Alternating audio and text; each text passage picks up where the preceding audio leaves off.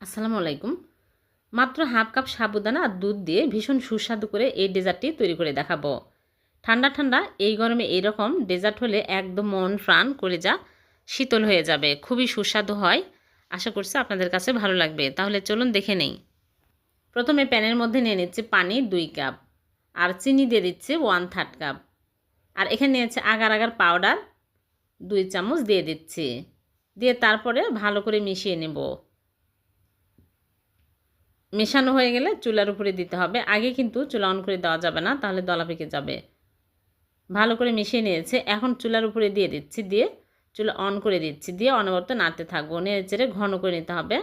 একটু নেড়ে নিলেই দেখা যাবে যে ফুটে উঠেছে আর ঘন হয়ে আসছে। এখন সাথে সাথে চুলা থেকে নামিয়ে সার্ভিং ডিশে ঢেলে নিচ্ছি। সাথে সাথে ঢেলে নিতে হবে, তাছাড়া কিন্তু জমে যাবে। এখন আমি নরমাল ফ্রিজে রেখে দেবো, আধা ঘন্টা পর বের করব। আর এদিকে আমি সাবুদানা সিদ্ধ করার জন্য আগে থেকে চুলায় প্যানে পরিমাণ মতো পানি দিয়েছিলাম। এখন সাবুদানা হাফ কাপ দিয়ে দিচ্ছি, দিয়ে নেড়েচেড়ে সিদ্ধ করে নেব।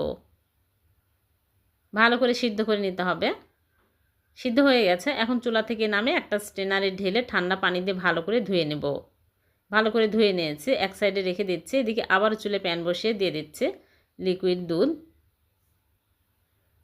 এখানে 3 কাপ লিকুইড দুধ দিয়ে দিচ্ছি। দুধ বেশি দিলে খেতে আরও বেশি টেস্টি হবে। স্বাদমতো লবণ দিয়ে দিচ্ছি। এখন গুঁড়া দুধ দিয়ে দিচ্ছি 1/4 কাপ। গুঁড়া দুধ দিয়ে ভালো করে নেড়েচেড়ে নেব। যত ঘন হবে দুধ দিলে তত টেস্টি হবে।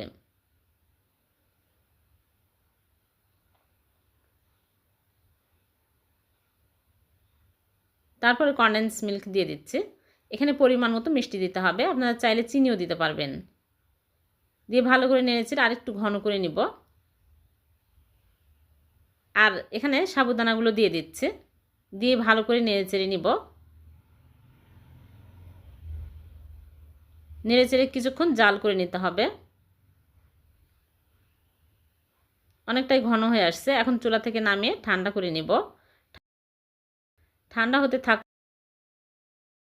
আধা ঘন্টা পর নরমাল ফ্রিজ থেকে বের করে নিয়ে আসলাম। এখন এই রকম করে কেটে নিচ্ছি।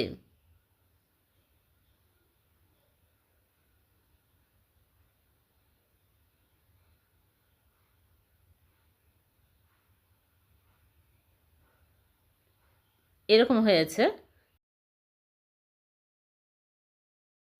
এখন সাবুদানাগুলো ঠান্ডা হয়ে গেছে, এর মধ্যে সবগুলো জেলও নিয়ে নিচ্ছে। সবগুলো দিয়ে ভালো করে নেড়েচেড়ে নিব। এই ডেজার্টটি ঠান্ডা ঠান্ডা খেতে বেশি টেস্টি হয়। আমি নরমাল ফ্রিজে রেখে দিব, তারপরে পরিবেশন করব। এখন সার্ভ করে নিচ্ছে। এই গরমে এইরকম সাবুদানার ডেজার্ট হলে একদম মন প্রাণ জুড়িয়ে যাবে। খুবই মজার হয়েছে খেতে, অনেক টেস্টি। এইভাবে বাড়িতে সাবুদানার দুধ দিয়ে বানিয়ে দেখবেন, অনেক মজার হয় খেতে।